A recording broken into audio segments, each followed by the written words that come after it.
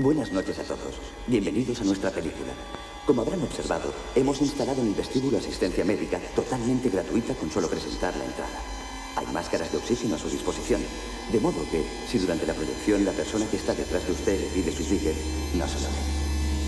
Les ruego que no duden en dirigirse al vestíbulo si se encuentran con alguna dificultad. Debo asimismo advertirles que nuestra compañía no asume ningún tipo de responsabilidad legal por lo que les pueda ocurrir durante la proyección. Bien, amigos, buenas noches. Y que ustedes lo pasen bien. Y no lo olviden, durante la película no hablen con nadie a quien no conozcan. Bienvenidos a un nuevo episodio de El legado cinematográfico de Vigas Luna, dedicado hoy a Angustia, una película estrenada en 1987. Angustia fue escrita durante la estancia de Vigas Luna en Los Ángeles a principios de los años 80, pero en realidad grabada en Barcelona. En ella, las adolescentes Patty, interpretada por Thalia Paul, y Linda, interpretada por Clara Pastor, van al cine Rex a ver la película slasher The Mummy, protagonizada por una matriarca trastornada, interpretada por la veterana Zelda Rubinstein, que por aquel entonces era muy conocida por sus papeles en las películas de Poltergeist. Ella hipnotiza a su hijo, el oculista John, interpretado por el televisivo Michael Lerner, para que extraiga los ojos de los espectadores de una segunda o tercera, según lo veamos, película The Lost World. Esto todo ocurre en el Roxy Kino. Por desgracia para las chicas, mientras el asesino de la pantalla captura a sus víctimas en el cine Roxy, un fanático trastornado y obsesionado por la película The Mummy, interpretado por Angel Jobé, se cuela entre el público y recrea los asesinatos de la película en tiempo real. En los títulos de crédito, nosotros, los espectadores de Angustia, nos quedamos con la duda de si somos parte del experimento en un sinfín de capas que cuestionan la estructura de la mirada y la perspectiva en el cine. Ahora, mi compañero Santiago Fox va a hablar de la crítica académica y luego yo, Carolina Sanabria, volveré para revisar la recepción crítica en prensa. El largo y elaborado proceso de preparación de esta película se originó con la historia, escrita en 1981, Temescal Sin Road, que Ramón Espel recoge en su libro Mirada al Món de Vigas Luna, publicado en 1989, junto a imágenes y partes del storyboard, por cierto, diseñado por uno de nuestros invitados de hoy, Tom Sabin, con dibujos de consoltura. A lo largo de 1982 se desarrolla el guión en un proceso que, como Isabel Pisano recoge en su libro Entrevistas sobre Sombras de Vigas, Luces de Luna, de 2001, incluyó pruebas con hipnosis, sonido y fotografía a lo largo de 1983, llegando a comenzar la preproducción con Pepón Coromina antes de la realización de la película Lola en 1984 y reanudándose después del estreno de esta, como también recoge Pisano en su libro de 2001. En su tesis doctoral de la Universidad de Nottingham, Andrew Willis dice que la hipnosis induce y podría considerarse una crítica a la manipulación del público por parte del cine de Hollywood, que fomenta un único y sencillo punto de identificación e interpretación, como si se tratase de una droga. En su reseña de la película, incluida en el libro Directory of World Cinema de 2011, David Sterritt comparte esta opinión y compara la película con La naranja mecánica de Kubrick de 1971 en su advertencia sobre los poderes más insidiosos del cine.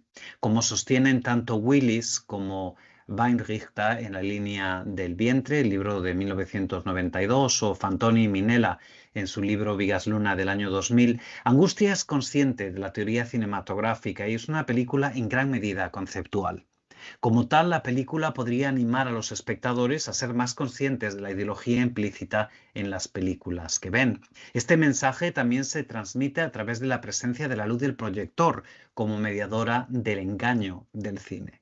Aunque algunos críticos asocian la luz blanca al comienzo de la película con la luna como parte de la referencia a Luis Buñuel. Esto es el caso, por ejemplo, de Seguín en su estudio sobre la película en el libro El legado cinematográfico de Bigas Luna de 2020.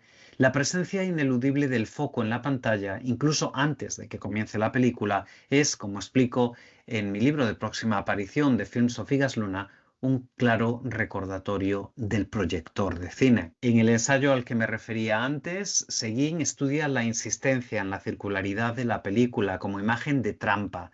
La espiral, escribe Seguín, es similar al cine de terror y a la idea de estar atrapado en una mala situación que no mejora. Seguín examina meticulosamente las comparaciones con Vértigo de Hitchcock, comparaciones en las que también se fija Carolina Sanabria en su libro Bigas Luna y el ojo voraz de 2010, en el que también destaca las referencias al cine de Buñuel o a la historia de Hoffman, El hombre de arena, de 1815, en la que un personaje tenebroso arrojaba arena a los ojos de los que se negaban a acostarse para luego extraérselos. En sus respectivas lecturas de Angustia, Edward Friedman en su ensayo de la revista Confluencia, publicado en 1999, y Alfredo Martínez Expósito en su capítulo para el legado cinematográfico de Bigas Luna de 2020, coinciden en destacar que la película trata en parte sobre la fragilidad de la percepción.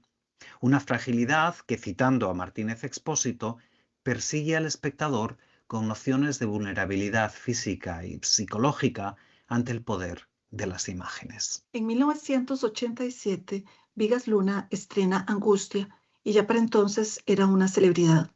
Quisiéramos destacarlo porque estamos hablando de una época previa a la trilogía ibérica que catapultaría su carrera. En el diario Avui, el conocido Esteban Riambau se refirió a la película como un filme producido en Cataluña que reunía todos los requisitos de un espectáculo internacional. Como Riambau, por unanimidad, la crítica se rindió en elogios a la película y destacó hechos como el haber ganado el premio anual a la mejor dirección por la Generalitat Catalana, la participación también de actores estadounidenses, así como las referencias al lado de Bukowski, Hitchcock, Buñuel, Woody Allen y, por supuesto, la ambición de exhibir la película en Estados Unidos. Concretamente, encontramos algunas reseñas que querríamos destacar, como la columna de Lluís Bonet Mojica en La Vanguardia, titulada Estreno de Angustia, la inquietante rosa púrpura del cineasta Bigas Luna, donde se lamenta de que por el complejo proceso de montaje la película quedó fuera de la competición oficial del Festival de Sitges, si bien se pudo exhibir ahí. De su columna destaca Bonet Mojica que la película está constituida por 3 filmes en uno, a saber, el que sirve de arranque y mantiene el hilo argumental, el segundo, que es el que la película que vemos, y finalmente una tercera película que se proyecta en una tercera sala. Los 3 filmes desembocan en uno que resulta envolvente para el espectador. Justamente esa estructura narrativa en espiral de la película es lo que rescata un importante crítico del cine español, Carlos Heredero, en La falsa pantalla del diario Cambio 16, donde plantea que es un filme angustioso que separa las fronteras entre la ficción y la realidad. Su propuesta, dice Heredero, es bastante más ambiciosa que el cine de terror y sus imágenes, desprovistas de todo resabio explicativo, costumbrista o psicológico, alcanzan de lleno sus objetivos. La potencia visual de sus encuadres y la audacia narrativa la convierten en uno de los más originales y atrayentes títulos del cine español de la época.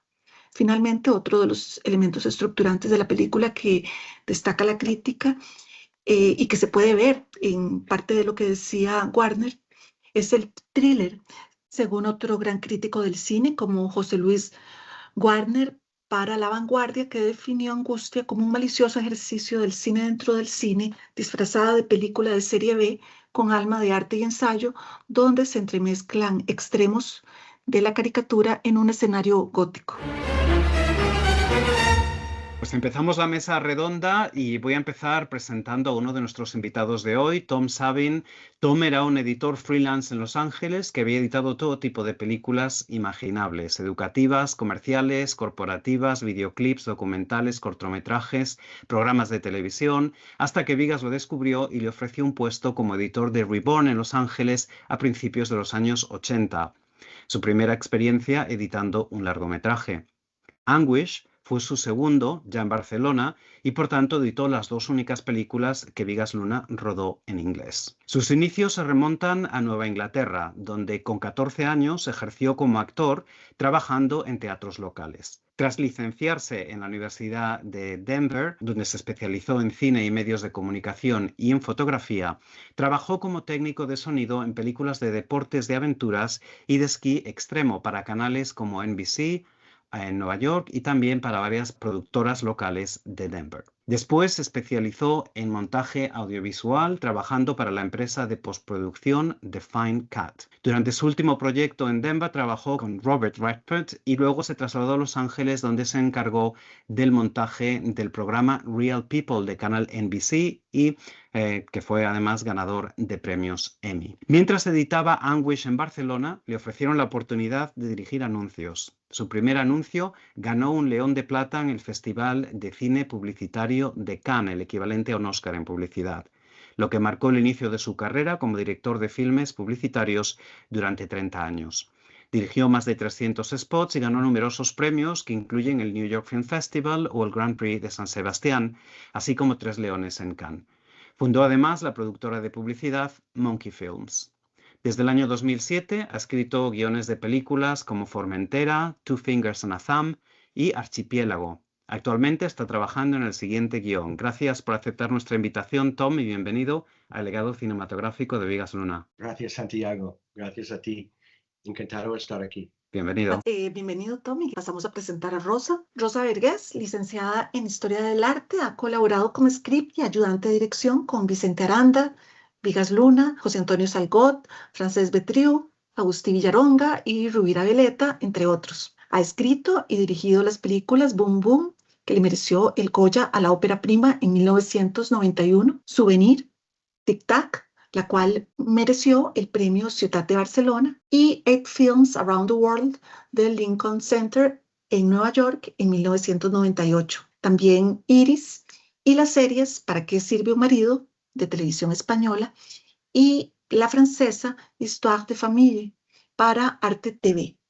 Igualmente los documentales El Pabellón de la República, Negatif et Positif para Canal Plus, Rafael Alberti, Un poeta en la calle, Lorca, De Granada a la Luna, El Ensanche Sardá, Islas en la Red y Nusic, Música y Matemáticas. También fue directora artística de la llegada de la llama olímpica para los Juegos de Barcelona de 1992.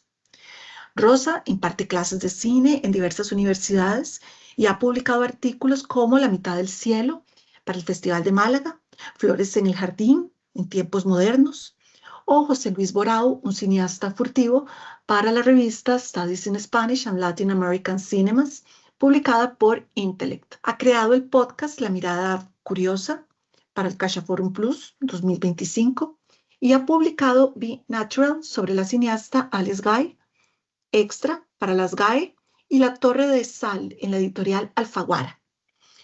Fue vicepresidenta de la Academia de Cine entre 1995 y 1998 y delegada de la Fundación SCAC, así como miembro del Catalan Art Council entre 2008 y 2011. Muchas gracias, Rosa, por venir a nuestro podcast. Un placer y un honor teneros a los dos hoy con nosotros, así como a nuestro tercer invitado, que presentará a mi compañero Santi. Pues le doy la bienvenida a Julián Echazarreta Carrión, que es licenciado en Comunicación Audiovisual por la Universidad de Valencia, incluyendo una estancia Erasmus en la Universidad París 8.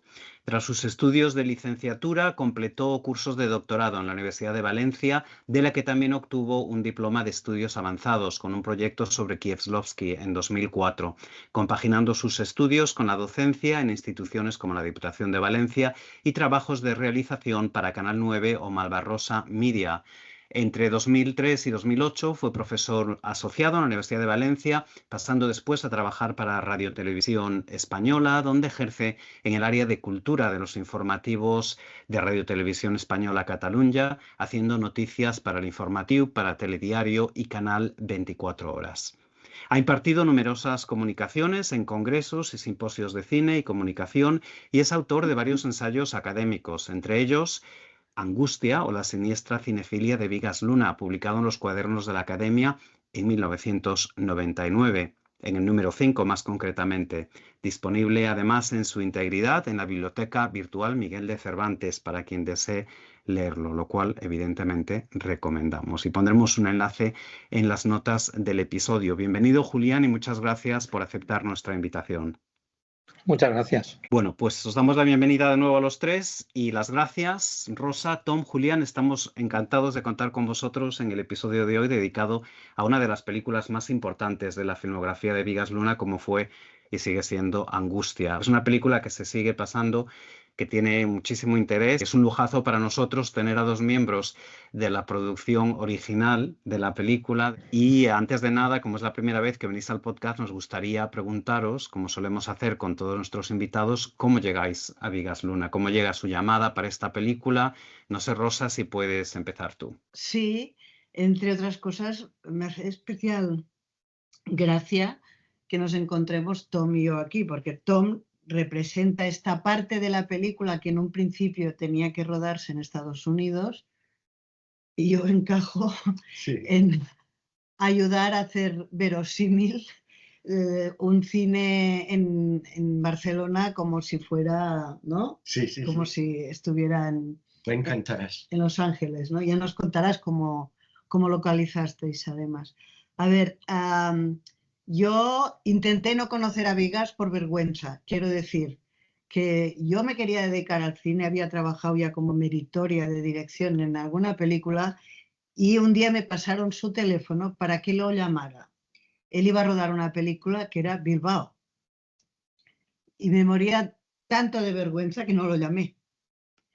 Y años después, cuando sí coincidimos para el rodaje de una serie que era más interesante de lo que la gente pudo disfrutar entonces, que se llamaba Q y sus amigos, que era una serie para televisión de un extraterrestre, y un día se lo dije. Digo, oye, Bigas, tú y yo nos podíamos haber conocido muchos años atrás si no hubiera sido yo tan tímida y no me hubiera dado tanta vergüenza llamarte. Y Bigas me dijo, bueno, yo creo que está bien porque ahora podremos hablar más porque cada uno de los dos ha evolucionado y podremos decirnos más cosas, ¿no? O sea que, y a partir de ese momento me convertí en su ayudante de dirección precisamente hasta Angustia. Y de una forma que, por ejemplo, cuando acababa un rodaje, Bigas me decía, oye, ¿no te importaría seguir viniendo unos días a mi casa para decirme lo que tengo que hacer?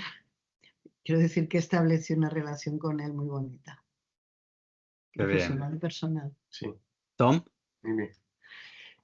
Pues yo también, como Rosa, no es una llamada. Empieza con Reborn, supongo, que tenían dos montadores de Reborn, querían estrenarlo en San Sebastián y iban muy retrasados.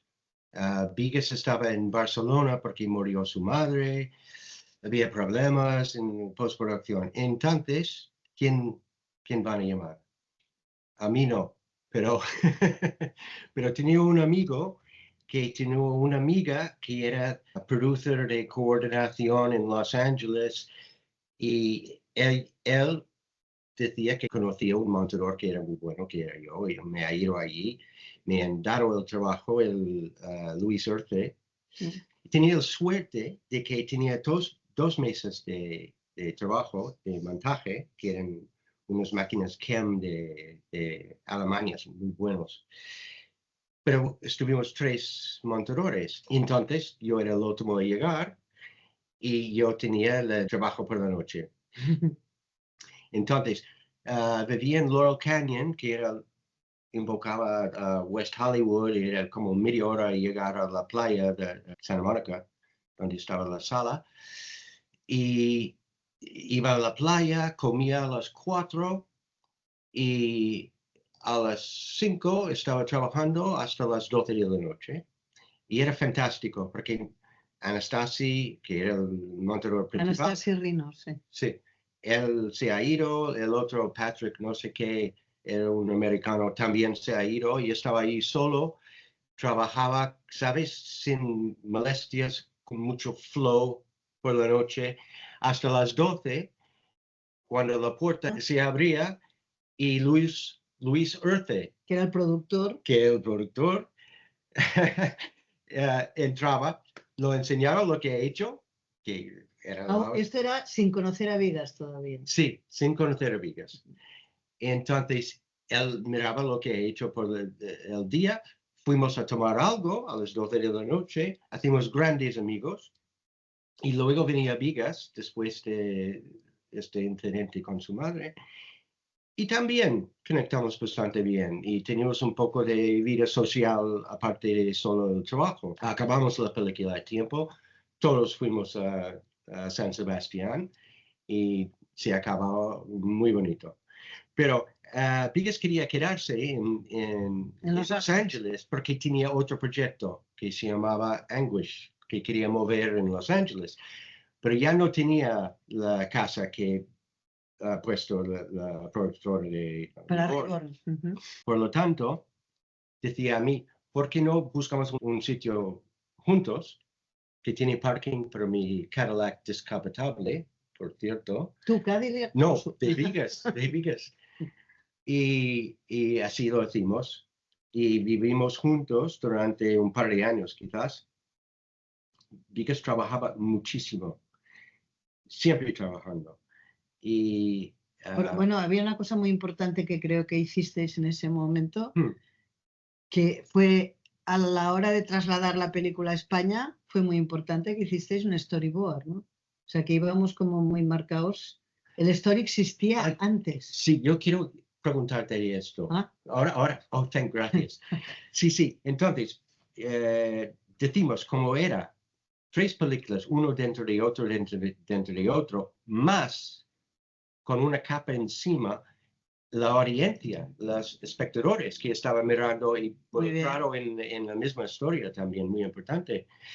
Entonces, los tamaños de la película en Los Ángeles era en CinemaScope, pero la película en Barcelona era 3:4, 4:3, que es como el televisor antes de las pantallas planas. Todo esto mezcla, decimos Vigas y yo, que tenemos que hacer un shooting. El shooting es el... Es el storyboard. Perdón. No. Digo shooting porque es más elaborado que simplemente un storyboard. Pero bueno. Sí, porque buscamos storyboards y Vigas gustaba lo de Hitchcock. Claro. Que es, no, esto se nota en la película, ¿no, Julián? Que le gustaba Hitchcock. No se aprende nada. Pero luego aumentamos esta story a incluir otros elementos, no solo diálogo y acción, pero también soporte de cámara, el movimiento de cámara y efectos especiales, porque tenía todas estas capas y tal. Y para tener todo esto claro, cuando Rosa roda un plano en el cine y detrás de ella hay una pantalla de Zelda y Rubinstein y Michael Lerner. Y detrás de él, los dinosaurios. O sea, teníamos que tener todo esto claro. Entonces empezaba a trabajar con esto hasta un día Vigas tenía la suerte a poder hacer un pitch a Dino de Laurentiis para la película. Y yo pensaba, y todo el mundo pensaba, eso es fantástico, porque Dino es latino y Vigas es mediterráneo, y esto está chupado. y Vigas ha vuelto a casa decepcionado. No tenía conexión. Y yo seguía con este storyboard, porque me tardaba no sé cuántos meses, pero muchos. Yo tenía que ganar la vida y editar otras películas también. Bueno, Vigas al final se ha vuelto a Barcelona a rodar Lola con Rosa. Y yo me quedé allí haciendo el storyboard. Empezaba a trabajar con Michael Nesmith, el grupo musical The Monkees, y ha abierto un estudio de montaje y todo esto. Estaba en el estudio de montaje. En esta llamada que dices tú, llegó y era Vigas. Y estaba en Los Ángeles. Y estaba haciendo contratos con Zelda y Michael y todo esto. Y Pepón Corominas estaba con él.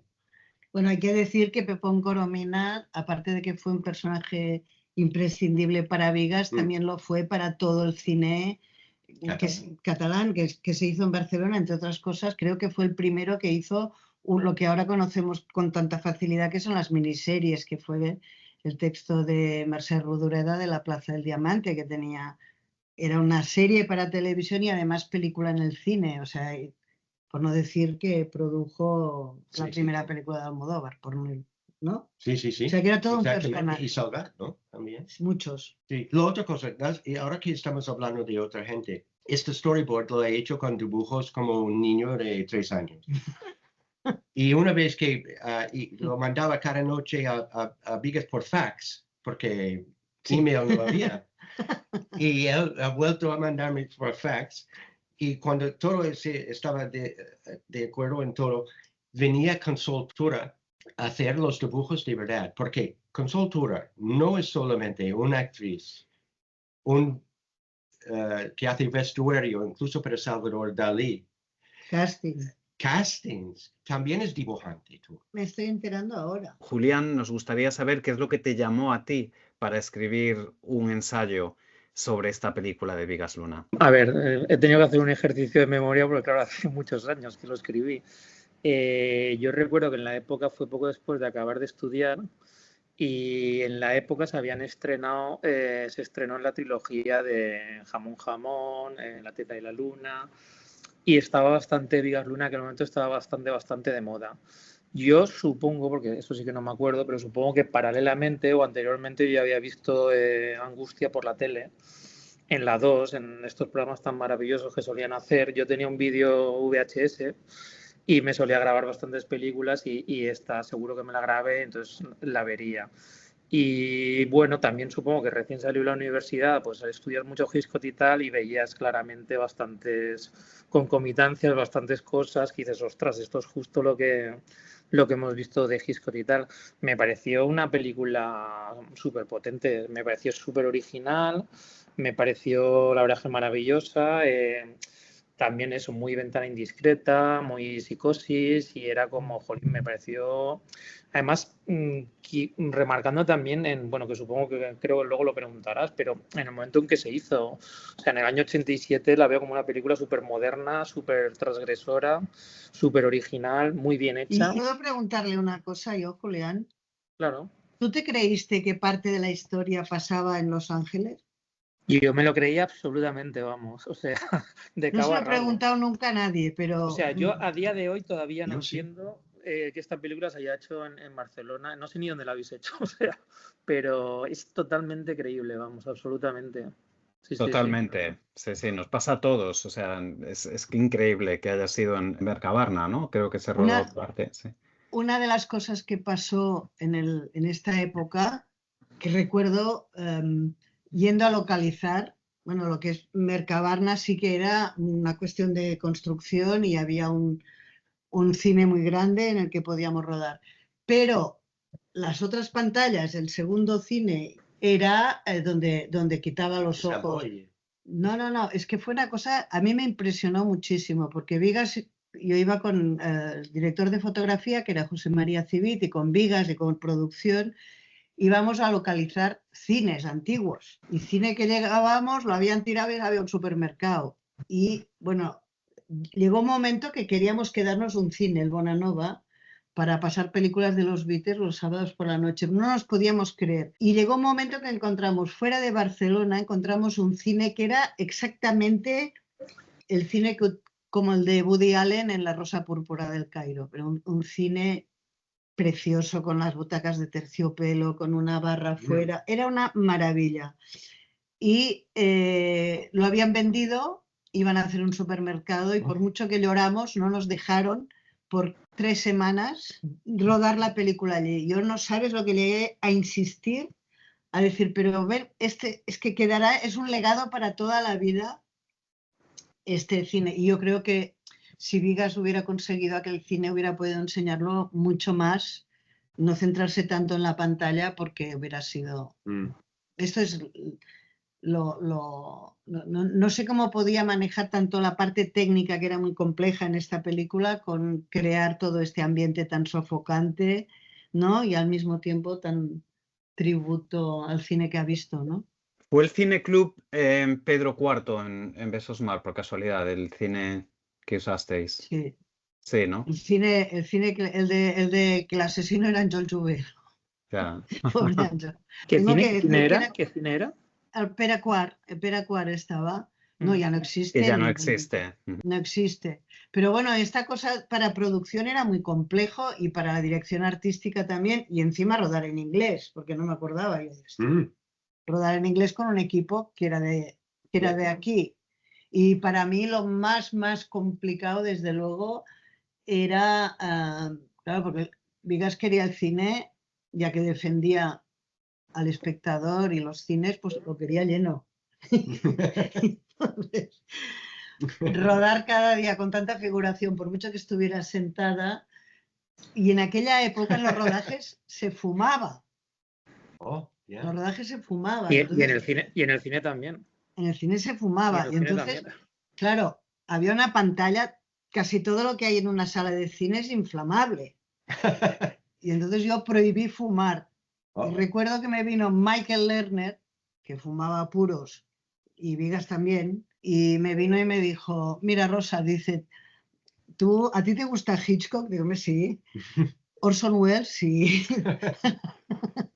Dice, también me habló de Churchill, no sé cuánta gente me dijo, todos los que fuman puros, y entonces dice, Vigas y yo fumamos puros, pero Vigas, si tú le prohíbes fumar puros, a lo mejor estás atentando a su creatividad. Luego, entonces yo no quería ser responsable de que la película saliera mal por mi culpa porque no dejaba fumar puros. Y entonces dije, bueno, no se puede fumar tabaco, pero se pueden fumar puros. Y todo el equipo iba con puros, claro. Al día siguiente los eléctricos, el equipo de cámara, todos fumando puros. Bueno, perdí la batalla. Rosa, perdona, dices que quiere al espectador, pero en esta película no especialmente.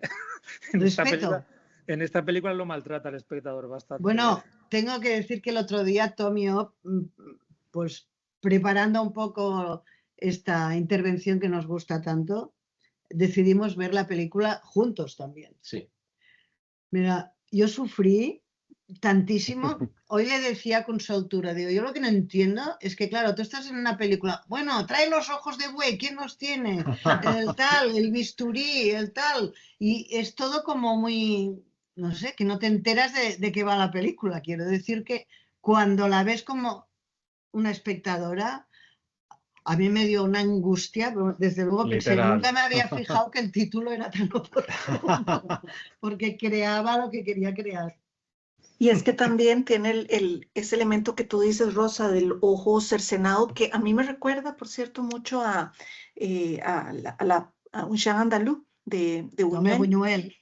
Y hablando de fumar en el cine, sí, yo recuerdo que Garci, en el programa que llevaba, todo el mundo fumaba ahí en el estudio. Pero hablando del rodaje en inglés, si nos podrías contar un poco más de cómo fue el rodaje. Bueno, ahí hubo un trabajo muy importante de Consol con el casting, porque, claro, tenía que escoger actores que hablaran inglés. Sí. Y bueno, no inglés, americano, o sea, porque era con toda esta credibilidad que le preguntaba antes a Julián si la había vivido. No es solamente porque las calles y los 4 coches o 6 que había pasaran y no te dieras cuenta que eran los mismos. No era solo eso, era como se decían los diálogos. Entonces, las dos protagonistas, había una chica americana y otra no era americana. Sí, además Clara Pastor, aparte de ser sobrina de Perico Pastor, gran pintor, es editora actualmente. O sea, ella no era actriz, ni quería ser actriz. ¿Es la hija de Perico Ella es del hermano que escribe en La Vanguardia. Y sabes, mi hijo es amigo suyo, de su hija. ¿Ves? Pues, Clara, que están, claro, porque Vigas era un buen director de actores y si encontraba el físico que deseaba, sabía crear una comodidad que a mí me impresionó el otro día cómo las dos están de bien y desde luego Clara no hizo de actriz, ni quería ser actriz entonces, ni lo ha sido después, ha sido una magnífica escritora y editora. Luego después había esta participación de dos actores como Zelda Rubinstein y Michael Lerner, especialmente Zelda acababa de rodar, bueno, no sé cuánto tiempo hacía, pero era la de Poltergeist en la memoria de todos los espectadores y entonces era una apuesta muy fuerte por parte de Vigas, muchísimo, porque era ya de por sí esta madre capaz de hipnotizar hasta al espectador que los... Bueno, a ti no sé si te hipnotizó, Julián, en tu casa y con el VHS, porque antes ha dicho Tom que era importante también pillar al espectador, ¿no? Claro, yo lo vi en casa, que es, claro, esto es importante y lo dices bien. Yo creo que en el cine, que es donde se tendría que ver esta película, a mí me pilló el sonido es... A mí me pilló muy pequeñito para verla en el cine, pero bueno, en el cine, que es donde se tenía que ver, yo creo que ese efecto hipnótico sería mucho más potente. No, es más, Ángel Jouvet, que era el asesino del cine moderno, también pintor, que obligado a ser actor por Vigas Luna y que también intervino conmigo en Boom Boom. Ángel, claro, cuando pasaban la película en festivales no podía ir al baño porque si se encontraba alguien, la gente salía corriendo del lavabo. Y él decía, es que me miran mal. Digo, qué bueno esto, ¿eh? Qué bueno. Linda, tienes que creerme. Hay un hombre en el lavabo de señoras. Bueno, Vigas quería Betty Davis. A Bette Davis quería. Para este papel, ¿no? Intentó. Y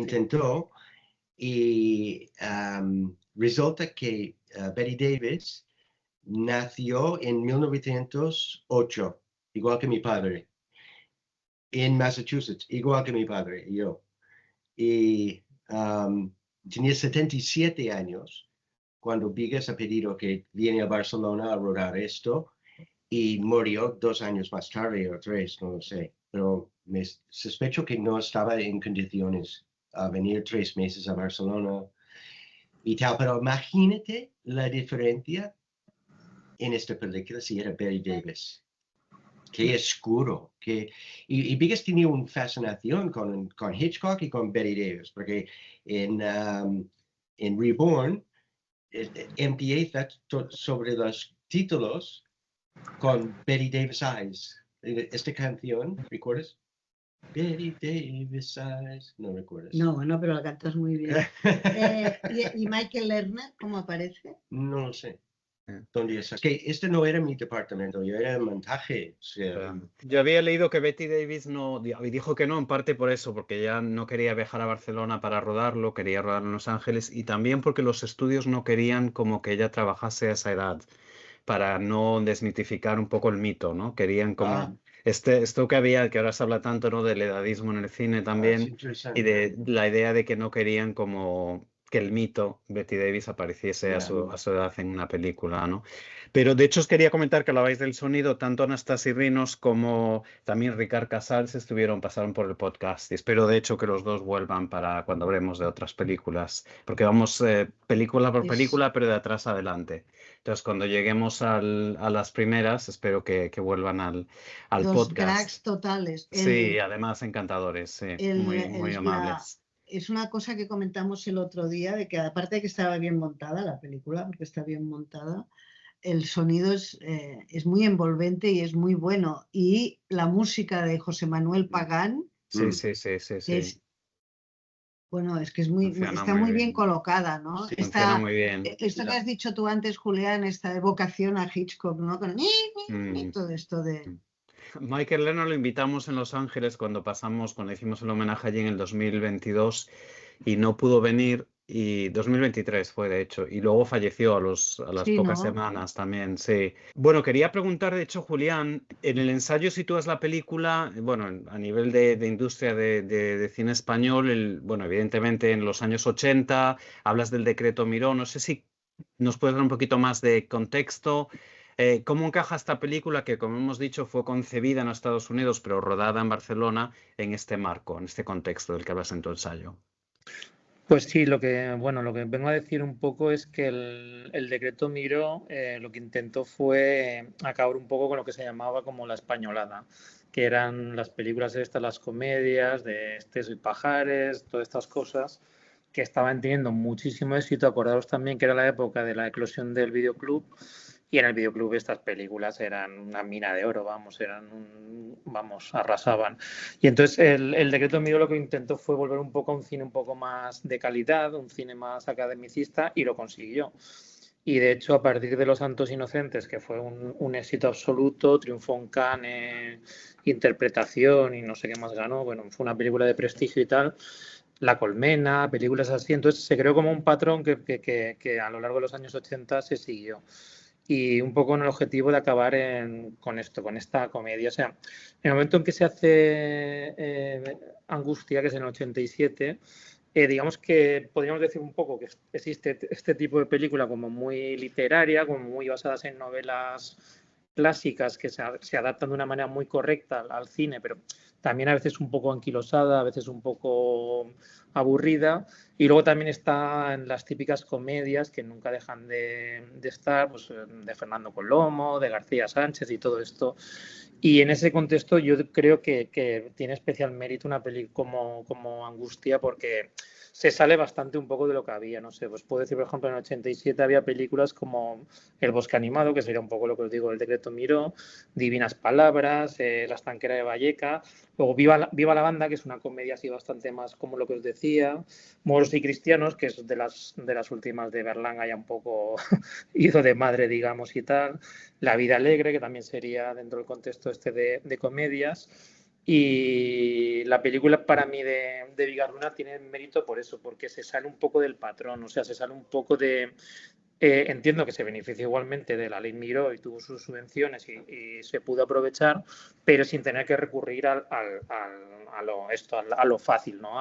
Una novela, una obra de teatro, que sé que me lo van a dar las subvenciones y tiro para adelante. De todas formas, yo creo que esta película, si recuerdo en el año 87 cuando se estrenó, que tenía una ambición y una voluntad de llegar a un público americano también, porque es una película que fue un gran despliegue de producción, o sea, fue un esfuerzo titánico, pero confiando en que en Estados Unidos la entendieran como aquí lo que hicimos aquí, porque era americana, hablaban en inglés, no era una película de aquí, y allí creo que tampoco se lo acabaron de creer. Es una película de estas que se ha convertido en una película de culto con el tiempo, pero en su momento yo no sé si fue entendida en ambos lados del Atlántico como ahora la entendemos, que la ves como una grandísima película y una reflexión del cine dentro del cine y de cómo te puede hipnotizar y empatizar con una historia de una película. Porque en Estados Unidos no funcionó, ¿no? ¿Cómo fue la distribución? No lo he seguido, pero no creo que... Pero yo creo que Vigas intentaba hacer algo único, o sea, algo original. No era como otras películas de terror de la época en Estados Unidos.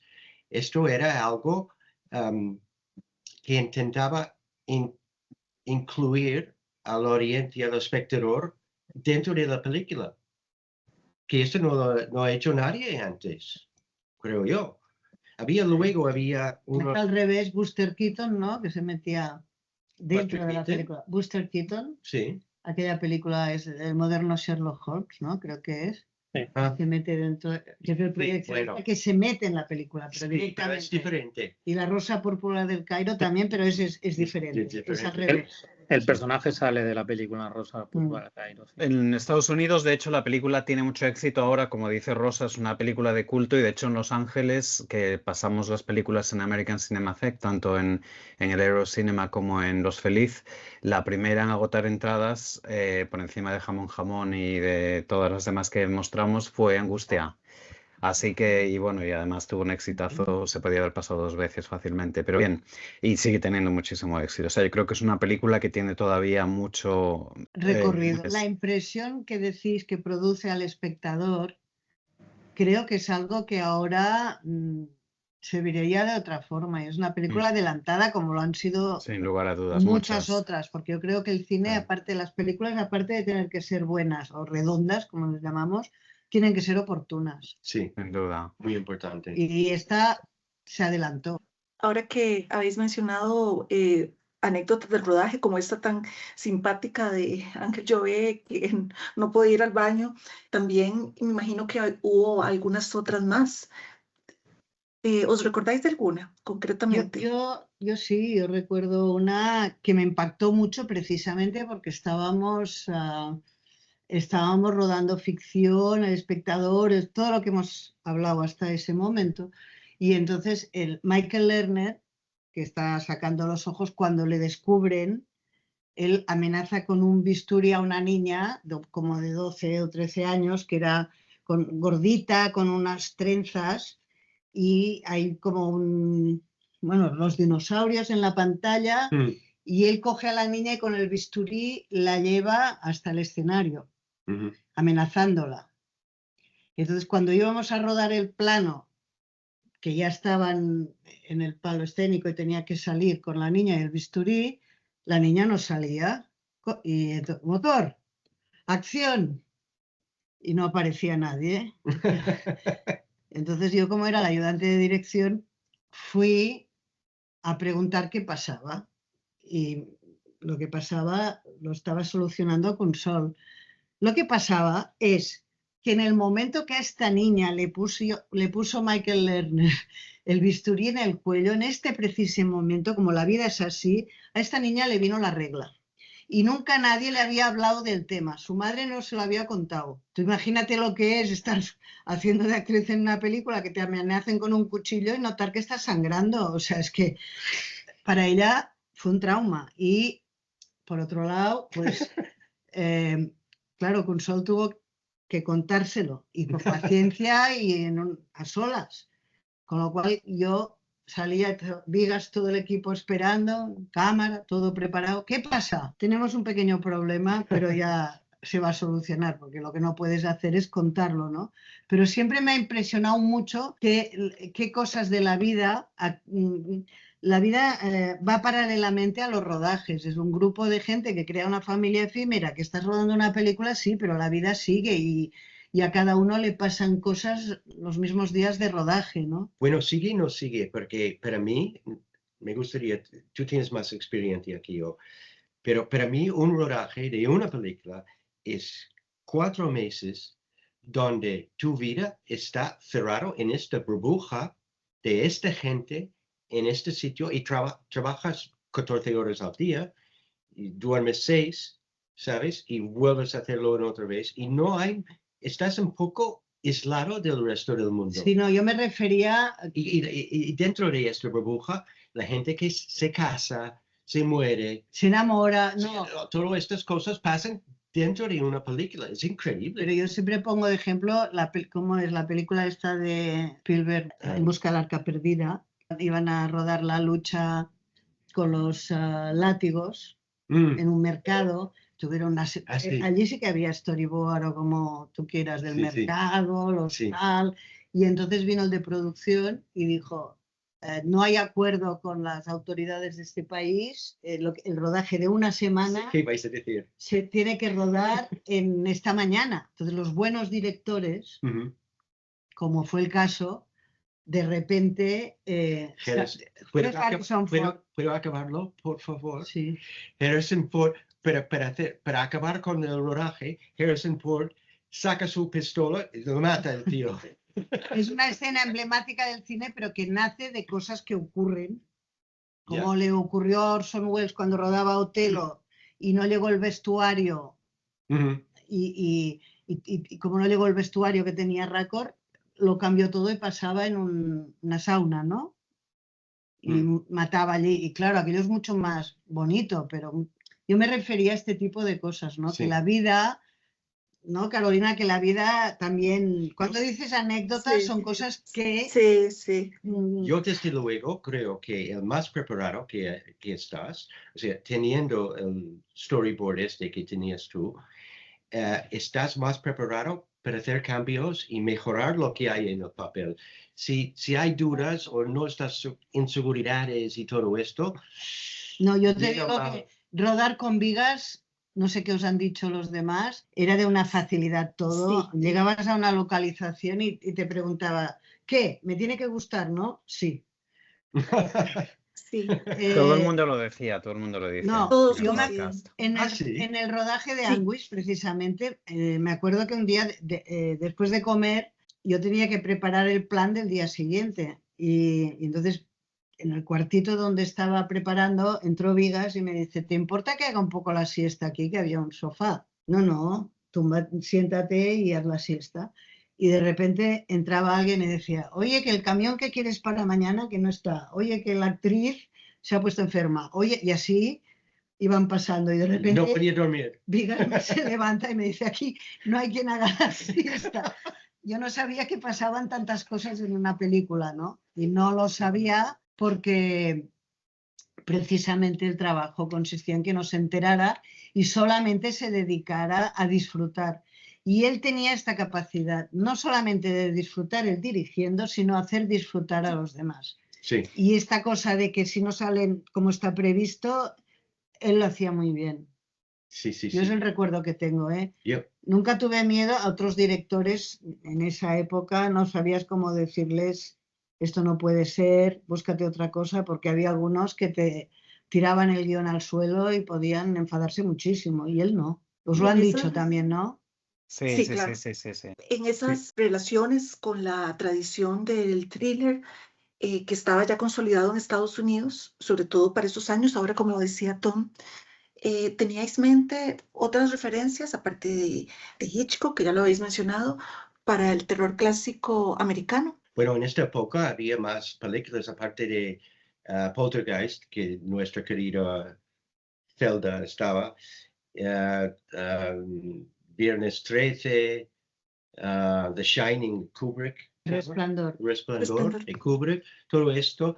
Pero insisto que la película de Anguish de Vigas para mí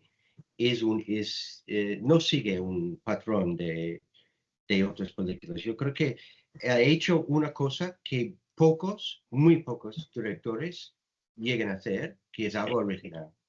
Yo coincido Sí. completamente con Tom, porque ahora que he estado repasándola, me parece que es de las mejores películas que tiene. Julián, ¿tú cómo interpretas esas referencias?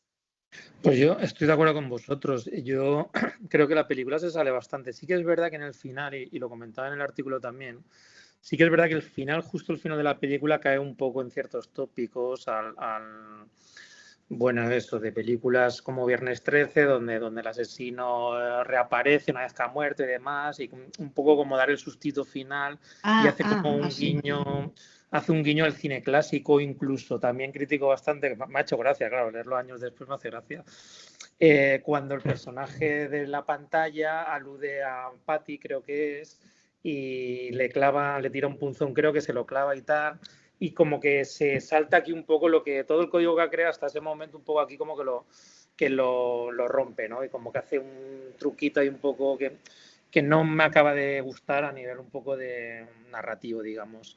Pero más allá de eso, yo creo que la película es increíblemente original, es un ejercicio de cinefilia total, de jugar con el espectador, de jugar con la hipnosis, de meter una película dentro de otra que yo nunca la había visto. Eso, o sea, unos espectadores que están viendo una película y ves cómo otros espectadores ven cómo esos espectadores ven esa película, que esto es súper loco, es una cosa totalmente... Yo antes he dicho que el otro día cuando la vimos aprecié que estaba bien montada, y precisamente estaba bien montada porque tú dices lo de los formatos, pero en cualquier caso tú no te pierdes en qué cine están y quiénes son los espectadores de un cine y de otro. O sea, porque estás como hipnotizado. Y esta cosa de la hipnosis que consigue además también con el sonido y con los ojos y con las miradas y todo eso, te crea una sensación que para mí que es una... Por ejemplo, tú has nombrado el final pues yo no me acordaba para nada y me volví a sorprender. Que lo olvidas como... Estas cosas como las películas de Hitchcock, que las puedes ver 1000 veces, sabes lo que va a pasar porque lo sabes, pero es la forma en que te atrapa, lo que tienes ganas de volver a vivir. No, es como si fuera una película de género, insisto, que en su momento creo que desconcertó mucho que Vigas hiciera una película así. Y hablando de todas estas capas y también de la hipnosis, no sé, Tom, si nos puedes hablar un poquito de cómo fue el montaje de todas estas capas, y imagino que sería muy difícil. Y también el tema de la hipnosis, ¿no? Que hablaba ahora Rosa. Esto era algo que, bueno, yo he leído que Vigas estaba muy interesado en este tema, que incluso se había entrenado un poco. No sé si queréis comentar esto brevemente. Bueno, primero tengo que decirte de que Vigas y yo no hablamos nunca de simbolismos ni significados ni de subliminales ni nada de esto. No sé por qué, pero es así. Pero a mí era muy fácil porque gracias al shooting board estaba todo colocado en su sitio y lo monto cada secuencia tal como montaría cualquier secuencia de cualquier película que tiene una introducción, tiene un deslace y tiene un clímax, ¿sabes? Y va bien o va mal, pero avanza la historia un poco. Incluso era muy interesante que han montado esta película en el orden del rodaje, porque estaban rodando durante el rodaje y Rosa y Vigas han rodado no sé cuántos metros, pero editado era 3 minutos al día. Y es lo que justamente yo podía hacer como un rough cut. Bueno, tú dices Rosa y Vigas, yo no, era Bueno, José María Civil tú, y Vigas. venga. Yo, a ver, si un guión cada día se rueda en Más o menos 3 minutos. Sí. 3 minutos al día es... Pero claro, estos 3 minutos en esa película era muy complicado para algo muy... que me admira que Vigas tuviera este mundo tan suyo, sí, pero que haciendo de cara a los demás era como todo muy fácil y muy, bueno, como si fuera una película de género y ya está. Pero yo no lo diría como un thriller ni nada. A mí el rodaje no he visto a Vigas, porque tú estabas rodando, yo estaba editando. Entonces Vigas no ha venido al sala de montaje ni un día durante el rodaje, no lo he visto hasta que la película estaba. Pero eso también es un gesto de confianza hacia ti. Claro, ya llevabais la película pensada desde hacía 2 años. Con los facts. Y con los dibujos, ¿no? Que quiero decir que, y además no improvisaba. Y yo tampoco. Bueno, tampoco era una película fácil para improvisar. O sea, que los espectadores están sentados en el cine, motor, acción, y están viendo la película y les matan. ¿Puedo preguntar algo? Yo quería preguntarte, después de todo este trabajo y estos, que era una eternidad, ¿te ha servido de algo este shooting? ¿Has llegado a ver este shooting? Ah, sí, claro que lo vi, porque era la forma de saber cómo estaba planificado y qué comportaría el tiempo, claro. Ah, bien. No, continuamente. Gracias. Yo he dicho a Santiago que... ¿Pero existe? Sí. ¿Tú lo has visto, Santiago? Sí, el storyboard y la historia original aparecen en el libro de Ramón Espelt, de Mirada al Món de Vigas Luna. Solamente unos extractos del storyboard. Me forzaron a buscarlo. Estaba en el garaje. En una caja de ¿ves cómo sirvió la proyección el otro día? Sí. Y hay 8 volúmenes, así. Yo he dicho 2000 páginas, pero creo que solo 1000. Ahora que estamos hablando de la hipnosis, Julián también lo ha tratado en su ensayo. No sé si quisieras añadir algo desde tu punto de vista y además ligarlo con la intertextualidad con otros autores, y me refiero al ya mencionado cuento de Etta Hoffmann, El hombre de arena, que nos hace pensar también en la angustia de los niños, porque en el cuento son niños, que se les dice que si no se duermen, viene el hombre de la arena, una especie de hombre del saco, pero el hombre de la arena les echa arena a los ojos y se los extrae y se los lleva. Entonces, si te pudieras referir a esto, Julián. Sí, bueno, en el ensayo lo que comentabas es esto, que un poco el eje que mueve la película es la mirada, de la mirada del ojo, el ojo está omnipresente, hay muchos planos de ojos, el protagonista se dedica a estirpar ojos y todo esto remitía a un cuento de Tad Hoffman que se llama así El hombre de arena o El arenero, que tiene ambos títulos, y era exactamente esto, y está un poco en el centro de lo que es la historia. Si es un cuento al que alude también Freud cuando habla de los siniestros, o sea, está todo un poco relacionado. O sea, yo, bueno, no sé si Rosa nos lo puede asegurar, pero yo entiendo que sí que Vigas tenía presente todas estas referencias cuando hizo la película, porque como que casa todo mucho, ¿no? Como que lo veo todo muy, muy enlazado con lo que se ve en la película. O sea, en el hecho de mirar, o sea, el personaje principal, que es la Patty, la chica esta rubita, mira, o sea, no puede dejar de mirar, pero a la vez como que en todo momento está sufriendo, está pasando un mal trago.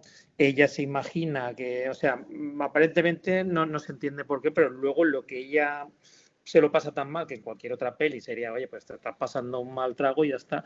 En su caso se hace realidad. Ella piensa que algo malo le puede pasar y les pasa, porque hay un zumbao que en el cine se dedica a reproducir exactamente lo que está haciendo el protagonista. O sea, esa perversión de la mirada, que también es muy de Hitchcock, que es volver, ¿no?, a la mirada, al hecho cinematográfico en sí, que está siempre no sé, me pareció dije, esto no puede ser casualidad, evidentemente me parece que Vigas lo ha leído, le gusta el tema, ha reflexionado y lo ha metido con gran inteligencia y con gran astucia, porque como hemos comentado antes, no era habitual, y menos en el cine de aquel momento, ese nivel de genialidad, ¿no?, y de audacia a la hora de representar una historia mucho más compleja de lo que pueda parecer, ¿no?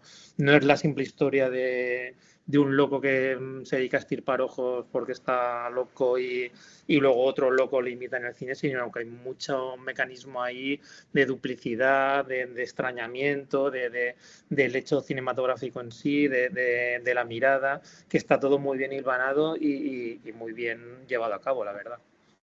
Bueno, yo creo que a mí me encanta, es un libro muy recomendable, El hombre de arena, todo Tad Hoffman. Evidentemente, Vigas era muy culto y se preparaba en todos los sentidos, escuchando música, leyendo, era muy curioso en todo. Y creo que has nombrado así rápido a Freud, pero hay un tema en la película que no hemos hablado, creo que es el tema de la madre. Es la madre que hipnotiza al hijo, es la madre que le da órdenes para que mate. O sea, este pobre que trabaja en una clínica acaba arrancando los ojos porque oye la voz de su madre que le da la orden. O sea que esta pesadilla es familiar, diríamos, viene de casa. Y eso también es muy importante en la película y está contado como que no te das cuenta, pero sales aterrorizado de esta madre.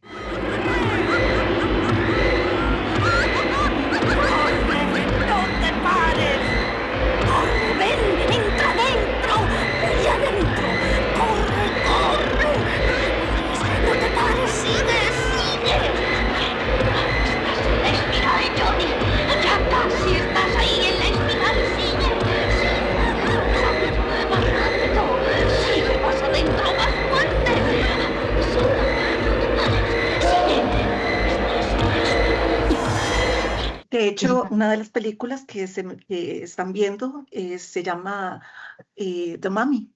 Exacto. The Mummy. Todo esto, hay como un río subterráneo que circula por toda la película y está basada precisamente en todos estos símbolos de los que no hablabais, pero él los ponía, allí estaban. No es casualidad. Carolina, tú nombrabas antes a Buñuel. Evidentemente, el bisturí y el ojo, alguna idea le dejó, ¿no? Sí, pero hablando de angustia, ¿qué es más angustioso que...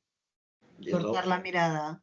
Es que yo prefiero cualquier aparato, yo prefiero que me saque el corazón antes, no sé, es que es muy... No, yo me acuerdo que cuando escribí el guión de Boom Boom, la protagonista, yo primero pensé que fuera oculista para que investigara la mirada, que era una persona que te miraba, bueno, y que era muy importante, pero después de angustia ya dije, yo los ojos no los toco y por eso decidí que fuera dentista, porque abres la boca y parece que pueden mirar dentro de ti. Este era mi simbolismo. Luego es una comedia y no tiene por qué saberlo nadie, ¿no? Pero los ojos es una cosa muy delicada de filmar. Y en la película también al principio, los pájaros, también, déjalos, los pájaros, que también tienen sus anécdotas, los pájaros, las plumas, pero el ojo en forma de pájaro, o sea, es que lo tenía todo muy medido. Yo he oído en algún momento, no sé si tú has oído, que esto del pájaro que se cae detrás del armario y todo eso, ¿recuerdas? Al principio, ¿recuerdas? Pero esto pasó a Vigas, ¿no? Sí, a su prima, ¿no? Una casa visitando a su prima. Sí, esto sí que había pasado. Sí, yo he oído esto también. No sé. No, yo no. Yo solo estaba aterrorizada que rodábamos en una casa de Gaudí tirando palomas por el techo que chocaban con los focos. O sea, y no sé cómo no nos echaron por rodar esas cosas allí. Yo creo que era el primer día de rodaje, el único día que yo estaba, porque luego tenía material a montar. Claro, ya tenías 3 minutos el primer día. El pobre se ha atascado detrás del armario. No logro alcanzarlo. Tendrás que sacarlo con cuidado. Vamos, baja, baja. Escucha. Se está moviendo. Quédate aquí. Ahora vuelvo.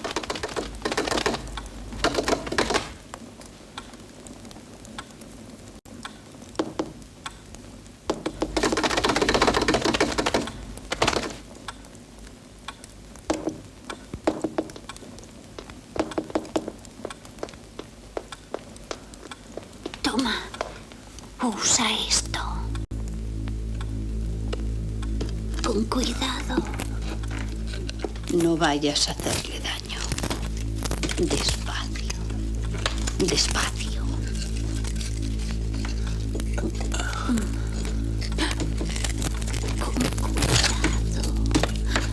No le hagas daño. Despacito.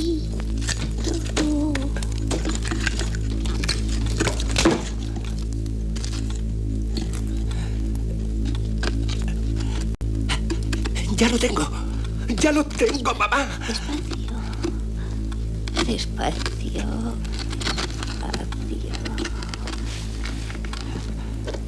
Hola, guapo. Ya no volverá a escaparse. Él sabe que no puede huir de mí. Bueno, dámelo, Johnny. Dámelo a mí. Dámelo. Ya casi también para terminar, hay esa especie de mito urbano del que prácticamente no tenemos rastro, aunque en el libro La fiesta de las imágenes, que se editó en el Festival de Gijón, Alberto Sánchez dejaba constancia de esto. Y me refiero concretamente a la representación teatral que se llamaba A Medianoche con Angustia. Yo recuerdo creo que no es que no es una alucinación haber tenido el texto en las manos. Y parece ser que venía a formularse como una especie de vuelta de tuerca en la que había alguien que parece que podía haber sido el mismo Vigas Luna, que estaba disfrazado en medio de ya la proyección de la película y asustaba al público. ¿Hay alguna constancia de que esto fue así? Rosa no recuerda esto, creo, porque ha dicho el otro día. Sí. A ver, te vuelvo a decir que en la Filmoteca de Barcelona hacemos un pase. De la película. Sí, y la primera plano de la película es un foco y la intención era que un actor de verdad iba allí y presentaba la película que ya está en voz en off. ¿Vale? Entonces, en esta proyección había esta persona, pasamos la película, al final la luz encendía de repente, gente entraba vestido de policía y de técnicos de ambulancia y echaba toda la audiencia, todos fuera, y fuera había 2 ambulancias. Eso me acuerdo. ¿Sí? Sí. Y para mí este es el sueño de Vigas. Es que no hay más, es el círculo que acaba de acabar. La última vuelta de tuerca, ¿no? Sí, Julián, Sí. ¿querías decir algo? Sí, yo no lo recordaba, pero en el artículo cito esto, que él sí que tenía intención de reproducir, quería llevar una 4ª dimensión y hacer en un cine que actores jugaran un poco la broma que habéis hecho con Ángel Llobet, de que hacer la coña de que en el cine a ellos como espectadores estuviera pasando lo mismo. Y se lo planteó, y sí que cito que es el texto que has dicho tú, Carolina, de Medianoche con angustia, creo que era, ¿no? Que no sé ese texto de dónde los ha quitado, porque no, pero sí que lo cito, ¿eh? Y se ve que sí que era su intención en los cines que pudiera llevar esta 4ª dimensión de decir, pues vamos a darle una vuelta más y ya los que estén viendo esta película van a flipar. No, es flipante, pero es súper impracticable también, porque... Bueno, puedes hacerlo en algún cine, puedes hacerlo en algún cine. Coppola hizo algo parecido con Megalopolis en Cannes el año pasado, ¿eh? Hizo que una cosa saliera de la pantalla y tal, o sea que cuidado con Vigas Luna, que se anticipó 30 años. Como dice Carolina, o sea, el libro de Sánchez de La fiesta de las imágenes dice, o sea, claro, esto pasó hace mucho tiempo y no, yo desde luego que no estaba allí presente, pero parece ser que en el Arango, en el Teatro Arango, sí se hizo en el Festival de Gijón, se interpretó el texto se llevó a cabo en esta interpretación única en el Festival de Gijón de aquel año. Esto es lo que pone en el libro de La fiesta de las imágenes, como dice Carolina, que se publicó en el año 99, y yo también, igual que Carolina, es la única constancia que tengo de que se llevase a cabo esa significación. Bueno, pues llegamos casi al final y no queremos que os vayáis sin comentar con nosotros, como hacen todas nuestras invitadas e invitados, una breve escena de la película que os parezca especialmente interesante por la razón que queráis contarnos. Empezando por Julián, si puedes compartir con nosotros tu escena favorita, una escena particularmente interesante de Angustia, ¿y por qué? Sí, más o menos lo tengo claro. Es a partir de, bueno, en el artículo lo cito como el minuto 25, que es cuando descubrimos que la película que pensamos que estábamos viendo, que se llamaba Angustia, no es esa película, sino una película que están viendo los espectadores que se llama The Mummy, y nosotros estamos viendo la reacción que tienen los espectadores a esta película que se llama Angustia. Entonces, si no recuerdo mal, él lo resuelve con un traveling, Rosa igual ahora nos lo puede matizar. Creo que es un traveling hacia atrás donde se va abriendo la pantalla y ya vemos los espectadores. Y en ese momento yo recuerdo perfectamente de decir, joder, ¿pero qué es esto? O sea, ¿qué está pasando aquí? En el artículo creo que también lo comparaba con Psicosis, ¿no? Como más o menos en el mismo minuto. Sobre un tercio de la película te cargas al protagonista o a la protagonista en este caso y hay otra película. O sea, de repente tú dejas al espectador huérfano y hay otra película, que es lo que está pasando también en esta película. En esta película, a partir del minuto 25, los que tú pensabas que eran los protagonistas no son los protagonistas. Hay otras protagonistas que son, en este caso sobre todo yo creo, las dos chicas, sobre todo la Patty, que es la sufridora, digamos, y me parece genial, ¿sabes? Me parece un salto copernicano ahí de decir, qué maravilla, ¿no? O sea, de repente, o sea, lo que tú te crees que estás viendo, que es Angustia, no, es otra cosa. Y ahora te vas a tener que chupar lo que te creías que era la peli, más esta, que luego todavía es mucho más compleja. A partir de esta parte, además, la película es muy interesante, porque te va narrando las dos historias en paralelo. Hay momentos que no sabes dónde estás y realmente quién está matando a quién, los dos asesinos van matando en paralelo, es realmente es genial, vamos, o sea, me parece una habilidad y de una inteligencia que yo creo que pocos directores pueden tener, la verdad.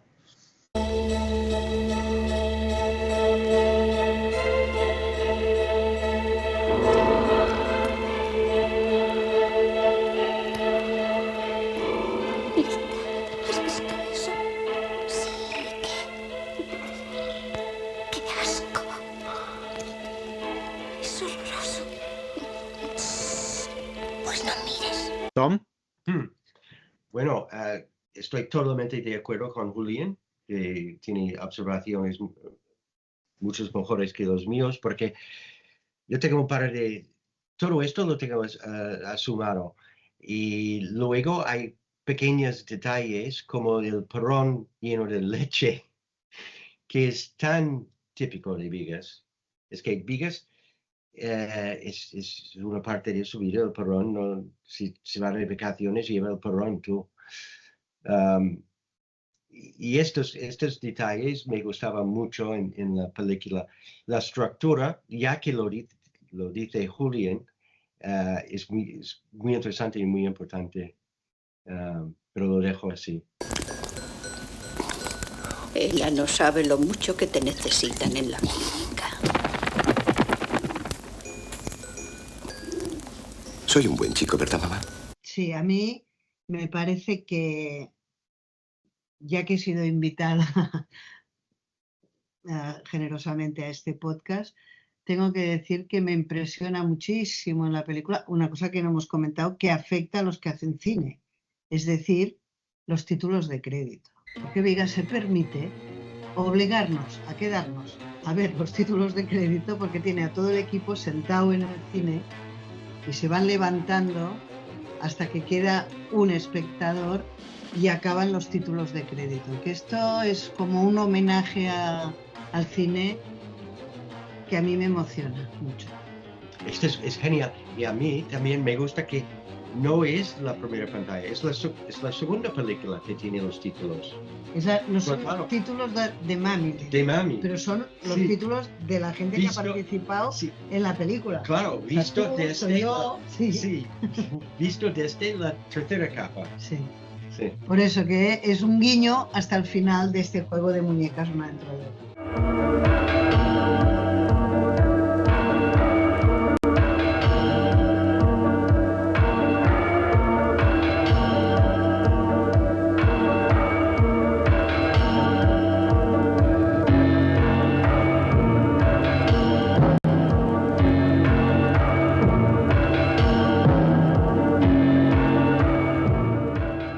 Y ahí es donde nos damos cuenta que somos parte de la película también, que somos parte del experimento, porque estamos viendo otra película más. Que el equipo que ha hecho la película, actores, delante y detrás de la cámara, y bueno, y enseñar a los espectadores que no te puedes ir hasta que acaben los créditos. Claro. Y una cosa que no mencionamos, pero que dijimos de paso cuando hablamos de Patty y de Linda, ¿no? Que lo que es muy interesante para mí es que esas dos espectadoras, que además me parece muy importante que sean espectadoras, y no hablan pensando en la teoría fílmica de los años 70 y Laura Mulvey y todo, no eran espectadores masculinos, eran dos mujeres. O sea que a mí es algo que me interesa mucho porque, bueno, sí que me han dicho en algunas presentaciones, bueno, el cine de Vigas Luna puede ser sexista, yo lo veo lo contrario, ¿no? Porque siempre le da muchísimo poder y subjetividad a las mujeres y este es un ejemplo buenísimo. Además, representan las dos formas de experimentar el cine, ¿no? Por una parte está Patty, que es la que o sea, de alguna forma se mete en forma áptica, es la que se mete en el mundo de la película, mientras que Linda representa al espectador que realmente se queda en lo óptico, en la parte más plana de no se quiere involucrar con la película, no se deja llevar, ¿no?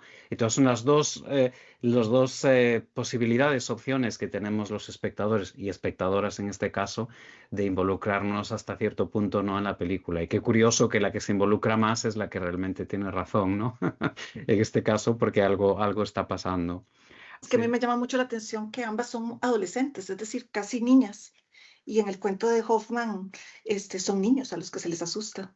Como bueno, decía en cualquier William. caso, también es mujer la que pone todo el circo en marcha, porque la madre no solamente da instrucciones a su hijo, sino al Ángel Juve de la otra película, que sigue toda la película para imitar el personaje del asesino en el cine de Los Ángeles. Julián, ¿es así o no? Lo que está es siguiendo las instrucciones de la tal Mommy. O sea que cuidado con las mujeres. Sí.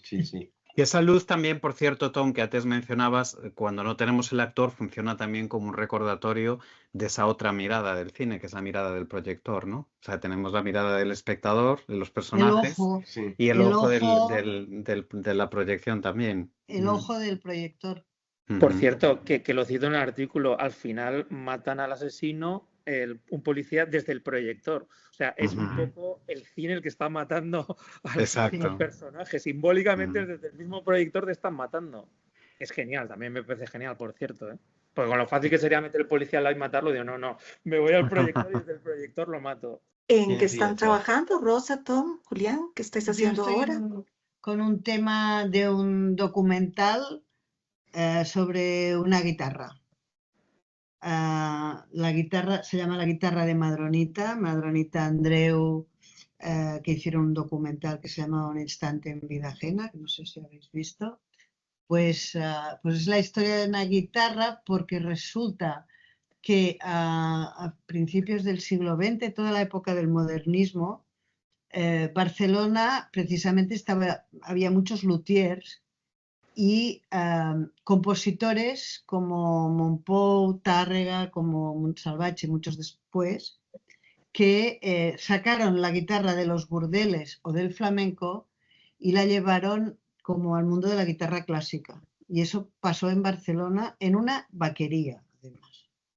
Y es muy interesante contar una historia a través de una guitarra que sabemos a qué familia pertenecía y, bueno, y es un documental y por tanto no puedo decir que sea un proyecto porque es que cuesta muchísimo ver qué pasará con ello.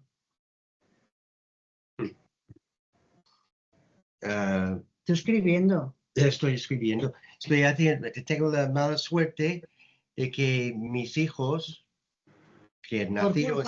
Por culpa de Angustia, por culpa de Anguis, porque Vigas vivió contigo, pero tú viniste a montar la película y acabaste casado y con 3 hijos. Sí.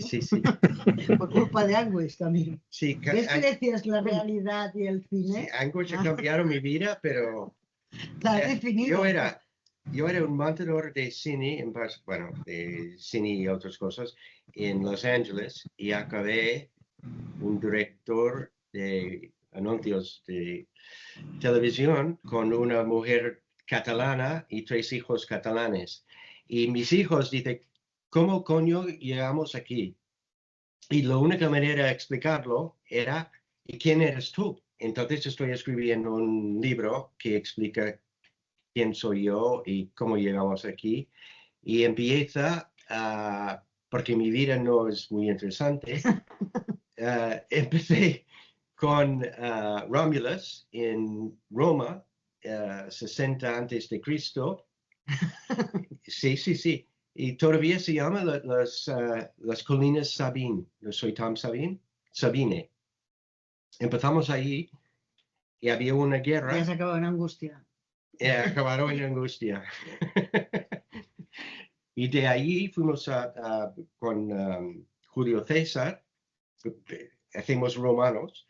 Con César fuimos a Francia, han echado de Francia por razones religiosas. Fuimos a Inglaterra y a Estados Unidos. En 1634, nuestro padre fundador de mi familia llegó a Estados Unidos 100 años antes que era un país. ¿Ves? Y él, lo bonito de toda esta historia, hay cosas bonitas, la raptura de las Sabinas. Las Sabinas, ¿sabes esta historia? Esto es muy buena. Pero bueno, William Sabin tardaba 30 y pico días para cruzar el Atlántico con condiciones pésimas de sanidad y comida y vengan animales vivos y todo esto. Y yo volví a Europa y me tardó una película y una cena y me han despertado para desayunar y ya estaba en Barcelona.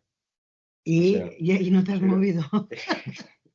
Y de aquí no he movido. O sea, yo soy el padrino de la Sabine en Barcelona. Estaba en Los Ángeles, entonces me voy a Boston, donde estaba mi madre, y digo, mamá, me voy a vivir en España, en Barcelona. Pero no preocupes, porque es la misma distancia como Los Ángeles, pero en la otra dirección. Qué fuerte, que es muy grande Estados Unidos. ¿Y Julián? ¿Tú Bueno, yo qué estás ahora? no sigo haciendo noticias y bueno, pues mañana tengo, por ejemplo, una exposición de Colita, que es una fotógrafa de aquí de Barcelona. Y mi último artículo así que hice de este tipo era sobre Pippin Tom, el fotógrafo del pánico, que luego pensándolo digo, ostras, pues tiene bastante también que ver. Y has citado tú, Santiago, creo que a Laura Mulvey, que la analiza muy bien y tal. Y lo digo, ostras, parece ser que yo inconscientemente de vez en cuando vuelvo un poco a los mismos temas, porque también es una peli muy interesante de un cámara que asesina, o sea, un cámara de cine que asesina, que en parte también pasa en esta película. Parece que me va un poco el tema este. Lo pensé leyendo tu currículum que sí que recurría el interés, ¿no? Pues te juro que no lo había pensado hasta ahora, Mm. hasta que, de ostras, pues sí es verdad que tiene cierto parecido, sí. Ujú. Muy buena película también, por cierto, El fotógrafo del pánico, es muy buena, ¿eh? Ay, Y sí. otra película adelantada a su tiempo que además Ujú. destrozó la carrera de Michael Powell, que era un súper Que era director. genial, ¿eh? Bueno, Mm, Michael es Powell, genial. las zapatillas rojas, la ves ahora Sí, sí. y no te Es lo puedes maravillosa. creer. Es maravillosa, ¿eh? Es No maravillosa. te lo puedes Ujú. creer. Muy buenas películas para hablar de teoría de cine también, las dos, ¿no? Bueno, pues la verdad es que estamos encantados de poder hablar con vosotros tres durante esta conversación. Eh, Quería recordar a quienes nos escuchen que tenemos varios episodios en nuestra temporada anterior en la que hablamos de paso de esta película, entre ellos los episodios que he mencionado con Anastasi Rinos, también con Ricard Casals, donde hablamos de sonido, por ejemplo, en la película, y sin duda la entrevista con Javier Gutiérrez, que fue el director encargado del segundo intento de adaptar esta película, aunque al final no se llevó a cabo. Gracias a los tres por estar aquí. A Carolina, vosotros. Nosotros nos veremos en Barcelona en poco. espero, Ya. sí, sin duda. Carolina, Yo también estoy encantada de haber estado con vosotros, la he pasado muy bien, ha sido un encuentro muy lindo y qué bueno que pronto nos veremos en Barcelona, Muy los bien, cuatro con Santiago. muy bien. Julián, encantado de conocerte. Igual. Igualmente, Tom y Rosa, encantado. Igualmente.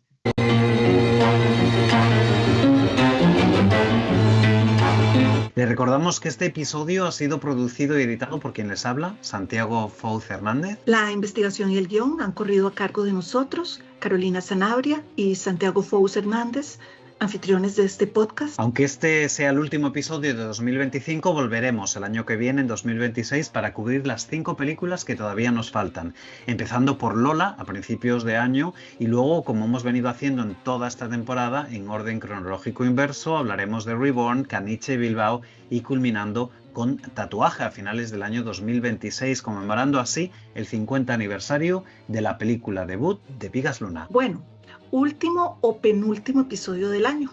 No vayas tan rápido que tal vez haya una sorpresa navideña. Bueno, pues ahora sí que me has dejado intrigado, Carolina. No por mucho tiempo. Les recuerdo que pueden encontrarnos como Bigas Luna Tribute, tal y como suena una palabra, en Instagram, Threads, Blue Sky o YouTube. Además, en la página web bigaslunatribute.info, donde se anunciarán los próximos eventos del Bigas Luna Tribute ya para 2026. Y si están en Barcelona el próximo 11 de diciembre, les recordamos que desde las 7 de la tarde, en la biblioteca de la Filmoteca de Cataluña, se presentará el libro The Films of Bigas Luna de mi coanfitrión Santiago Fouz Hernández, seguido de una recepción. Pues muchísimas gracias por recordarlo, Carolina. Nos veremos sin duda en Barcelona y tal vez alguno de nuestros oyentes o alguna de nuestros oyentes puedan acercarse también. Gracias por su atención y hasta la próxima.